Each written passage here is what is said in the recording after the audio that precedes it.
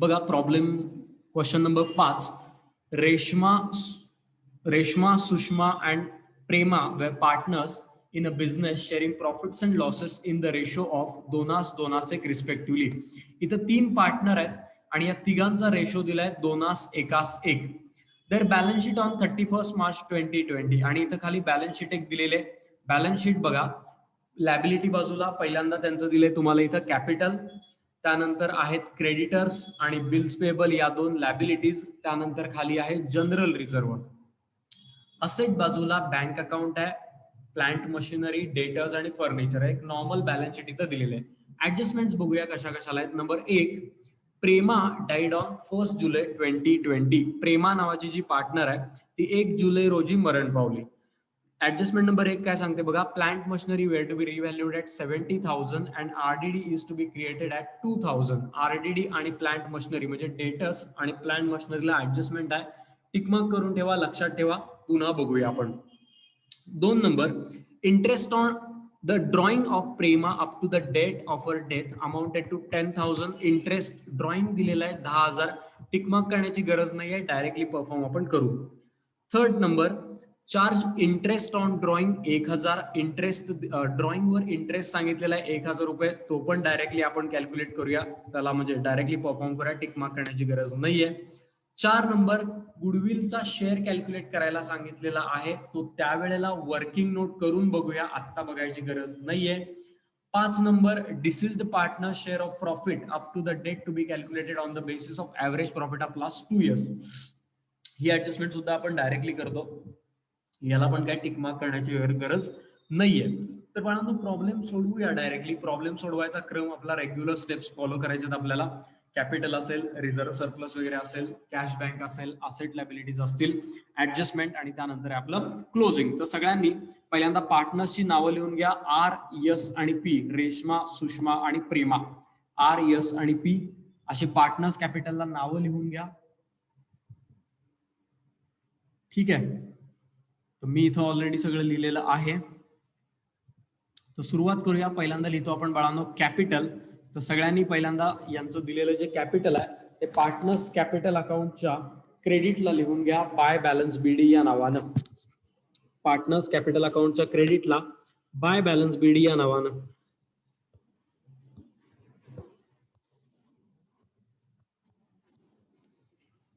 Amount दिलेली आहे इथे 60,000, 70,000 आणि 34,000. लिहून घ्या 60, 70 आणि 34. 60,000, 70,000 आणि 34,000. ठीक आहे, जी अमाऊंट दिली आहे ती इथे लिहून घ्या कॅपिटलची 60, 70 आणि 34. नंबर 1. नंबर 2, प्रॉब्लेम मध्ये general reserve, reserve fund, PL account असा कोणता पॉईंट दिलाय का? तर यस, इथं जनरल रिझर्व्ह दिलाय. जनरल रिझर्व्ह सुद्धा आपण इथंच पोस्ट करतो पीएल पार्टनर्स कॅपिटलच्या क्रेडिटला बाय जनरल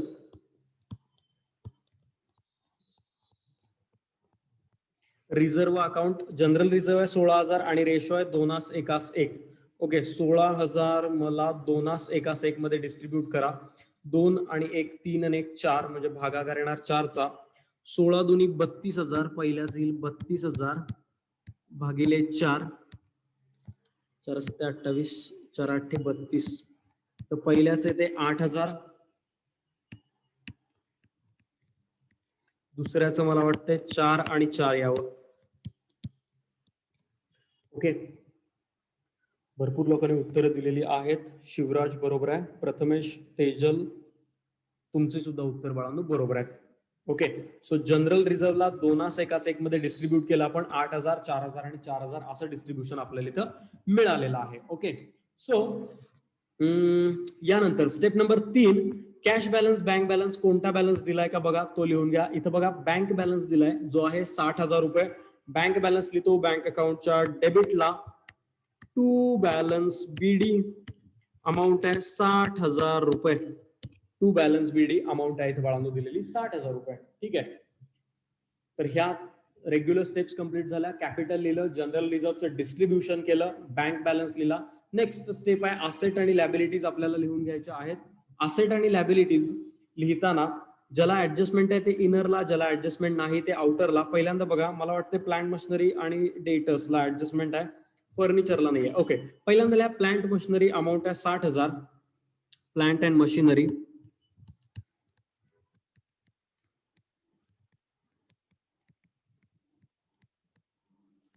इनरला लिहा 60,000 ऍडजस्टमेंट आहे.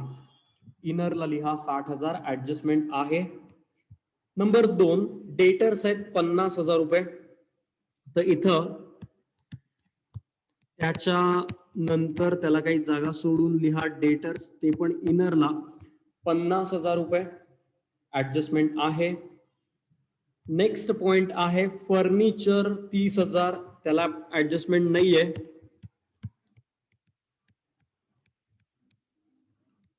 आउटरला लिहू शकता 30,000 रुपये.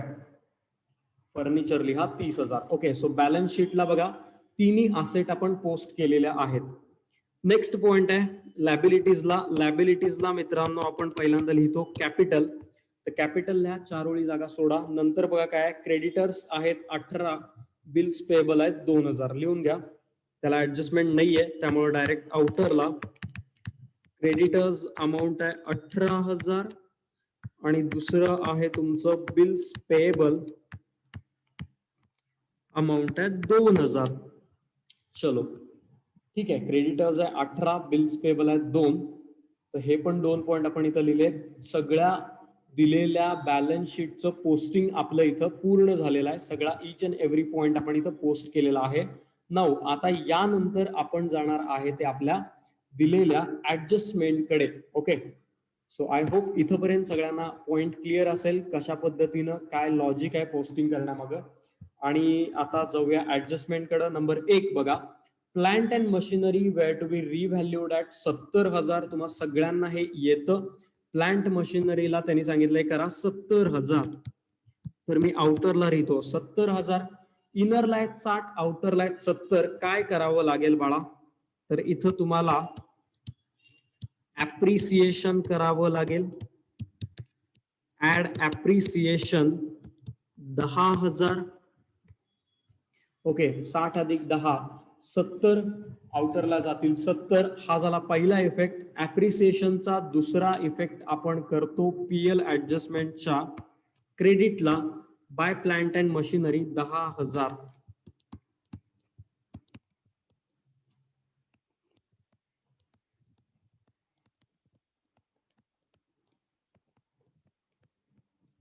Bye plant and machinery 10,000. Number 1 adjustment इथं पूर्ण झालेली आहे, त्यामध्ये काही विशेष पॉइंट नव्हता. पूजा उत्तर बरोबर आहे. Number 2 RDD is to be created of 2,000. RDD 2,000 रुपये क्रिएट करा म्हणून सांगितलंय. आरडीडी हा आपण डेटर्स मधनं लेस करतो. इथं लिहा लेस आरडीडी. 2,050 मधून 2 गेले, आउटरला राहतील 48,000. आउटरला राहतील 48,000. ठीक आहे. आता RDD is a provision, RDD is an expenditure. Okay, is an expenditure. तर आरडीडीचा दुसरा इफेक्ट पीएलच्या डेबिटला to RDD account 2,000. To RDD account 2,000. तर ही पहिली जी ऍडजस्टमेंट आहे ती आपण इथं कंप्लीट केलेली आहे. पहिल्यांदा डेटर्स मधनं वजा, तेजल बरोबर आहे. दुसऱ्यांदा पीएल अकाउंट, पीएल ऍडजस्टमेंट अकाउंटच्या डेबिटला त्याचा दुसरा इफेक्ट. तर हे दोन्ही इफेक्ट आपण इथं करून घेतलेले आहेत. चलो नेक्स्ट पॉइंट बघूया काय आहे यामधला. The drawing of Prema up to the date of her death amounted to ₹10,000. जो पार्टनर मरण पावला त्याचे ड्रॉइंग तुम्हाला दिले 10,000 रुपये. ड्रॉइंगच्या रिलेटेड काही पण आलं तर पहिला इफेक्ट लिहायचा पार्टनर्स कॅपिटल अकाउंटच्या डेबिटला to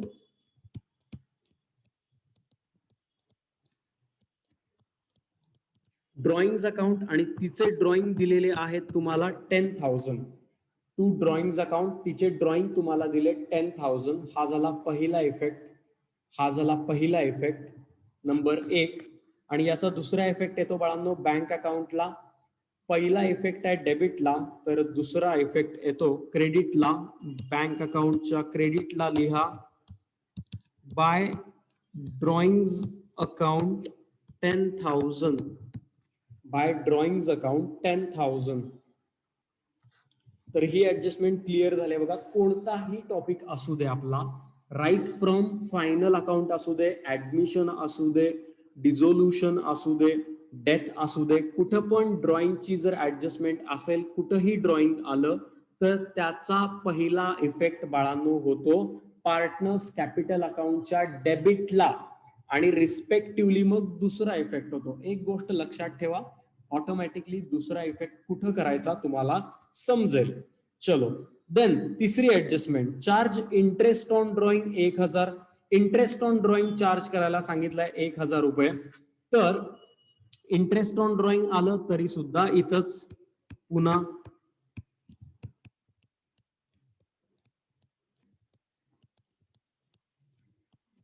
to interest on drawing 1,000 रुपये. पुन्हा एकदा तिथंच टू इंटरेस्ट ऑन ड्रॉइंग 1,000 रुपये. पहिला इफेक्ट. पुन्हा एकदा दुसरा इफेक्ट, पुन्हा एकदा बँक अकाउंटच्या क्रेडिटला by interest on drawings 1,000 by interest on drawings 1,000. Okay, by interest on drawing 1,000. ठीक आहे. तर बघा, ड्रॉइंगच्या रिलेटेड ऍडजस्टमेंट असेल तर पहिला इफेक्ट करायचा पार्टनर्स कॅपिटलच्या डेबिटला, दुसरा रिस्पेक्टिव्ह अकाउंटच्या क्रेडिटला असेल. तर ही ऍडजस्टमेंट आपली होपफुली कंप्लीट झालेली आहे ड्रॉइंगच्या बाबतीमध्ये. तिसरी ऍडजस्टमेंट महत्वाची करतो. काय सांगितलंय जरा वाचतोय, लक्ष द्या, स्लोली बघूया. Her share of goodwill should be calculated at 3 years purchase of the average profit of last 4 years. Goodwill calculate करा. कसं कॅल्क्युलेट करा, तर इथं तुम्हाला दिसते का बघा, 3 years परचेस करा. म्हणजे जे काय ऍव्हरेज प्रॉफिट आहे त्याला 3 ने गुणा, 3 years परचेस करा. हा झाला पहिला point. Okay, of last 4 years आणि शेवटच्या 4 वर्षाचं ऍव्हरेज काढून. ओके, तर आपण रेग्युलर जशी वर्किंग नोट करतो त्या पद्धतीने इथं सुद्धा आपण एक वर्किंग नोट करूया. जरा त्यामध्ये लिहा सगळ्यांनी माझ्या बरोबर. Calculation of goodwill.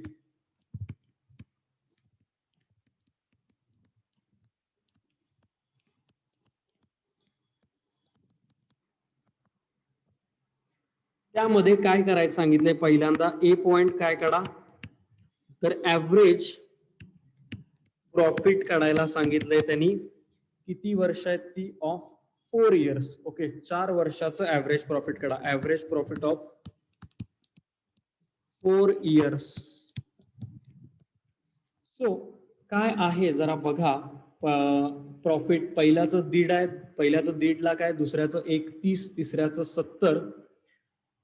पहिला आहे 1,50,000, दुसरा आहे 1,30,000, तिसरं आहे 70,000, चौथं आहे 50,000. पुन्हा हा प्रॉब्लेम पुस्तकातला आहे का रे, सेम असं मला वाटायला लागलंय आकडे बघून बघून. आता भागिले 4 करावं लागेल, याला भागिले 4 करावं लागेल कारण 4 वर्ष आहेत. आता 1,70 आणि हे 2 लाख आणि हे 2 लाख, म्हणजे हे होतात 4 लाख. पुस्तकातलाच प्रॉब्लेम आहे हा. 4 लाख भागिले 4, तर पहिल्या स्टेपचं उत्तर येतं आपलं 1 लाख. पहिल्याचं उत्तर येतं आपलं 1 लाख रुपये. वैष्णवी हो म्हणते, ओके बाळा, उत्तर बरोबर आहेत. पूजा पुस्तकातलंच आहे, ओके. प्रथमेश, तेजल उत्तर बरोबर आहेत. मुझफ्फर यस. चलो ठीक आहे. आता काय करा सांगितलं याने दुसरं, की याला 3 years परचेस करा, म्हणजे याला 3 ने गुणा. ओके, बी स्टेप, याला 3 years परचेस करा. याला 3 years परचेस करा. सर क्लास चालू आहे, 10 मिनिटात करतो का?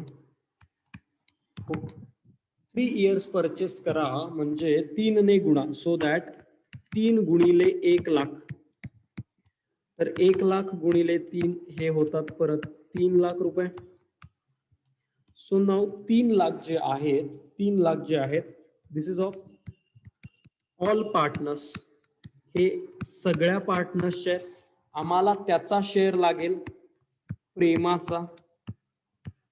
What is the name? Prema आहे ना, अच्छा प्रेमा. प्रेमाचा शेअर किती आहे तेवढाच द्यावा लागेल. सो 3 लाख गुणिले प्रेमा ही पार्टनर आहे तिसरी आणि तिचा शेअर मग किती असणार 1/4. ओके, सो 3 लाख गुणिले 1/4 करा रे बाळांनो, किती येतं सांगा मला.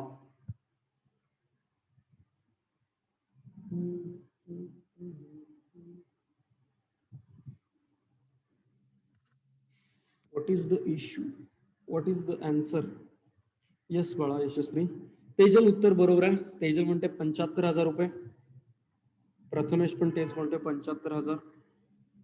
मुझफ्फर पण तेच म्हणते. Okay, so final answer will be 75,000.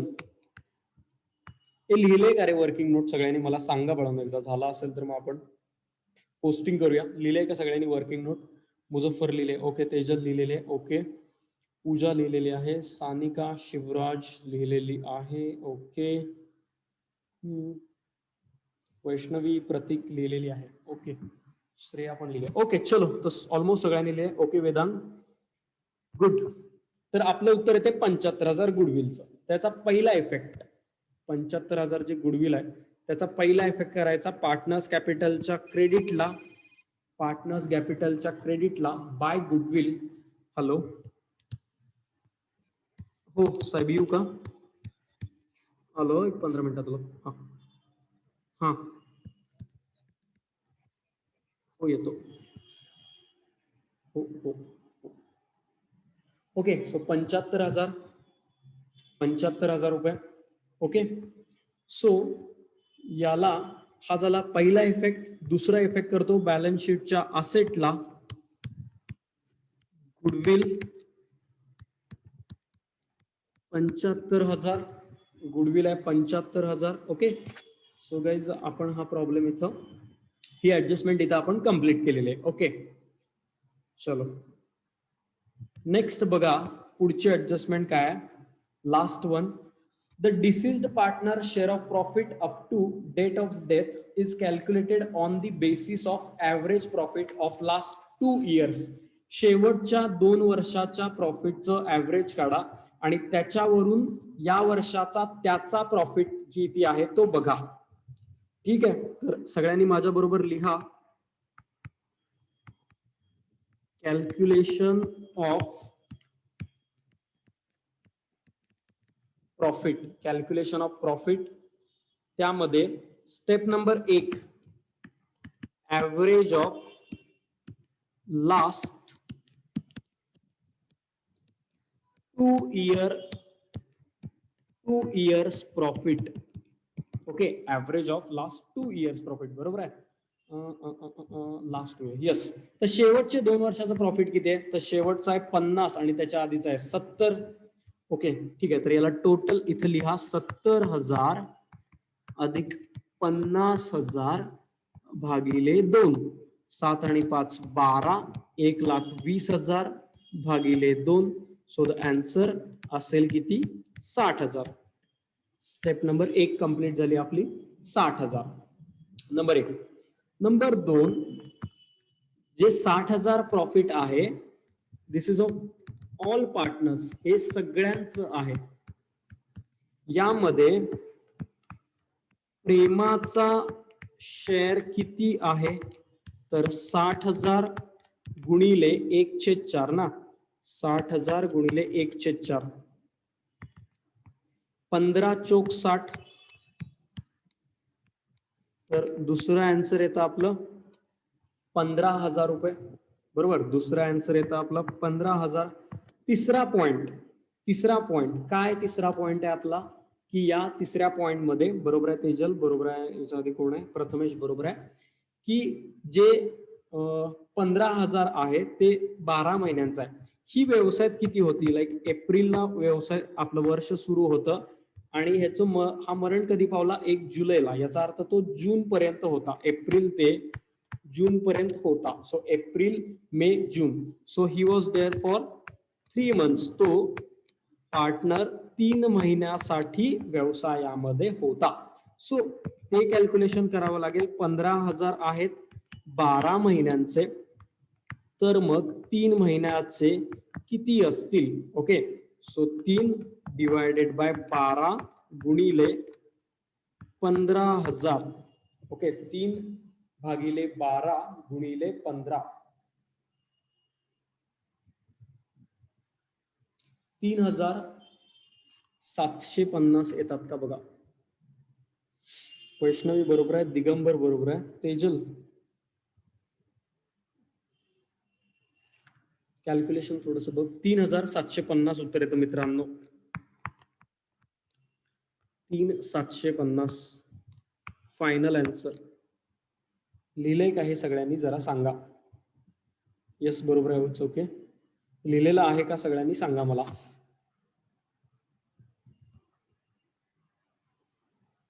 Shivraj हो म्हणतोय, Tejal, Prathamesh, Shreya, Sanika,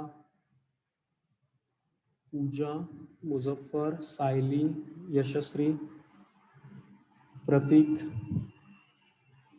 okay, so almost सगळे हो म्हणतात. Good, very good. तर याची आपण बाळांनो वर्किंग नोट लिहून झाले असेल तर ऍडजस्टमेंट करूया. 3,750 चा पहिला इफेक्ट येतो बाळांनो पार्टनर्स कॅपिटलच्या क्रेडिटला. लिहा 3,750